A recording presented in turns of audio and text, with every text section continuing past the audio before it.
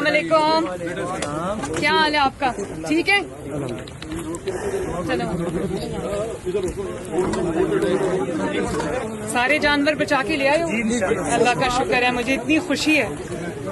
इनका चारा वगैरह सब हमने बंदोबस्त किया हुआ है, फिक्र करने की जरूरत नहीं है।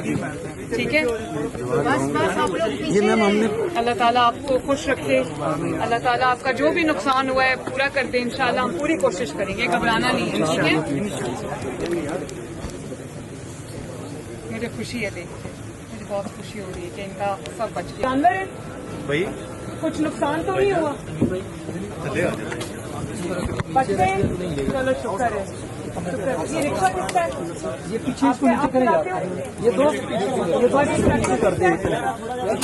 एक मिनट को साइड दो, एक मिनट है को साइड दो, चलो शुक्र है। साइड से को कर दो यार, साइड पे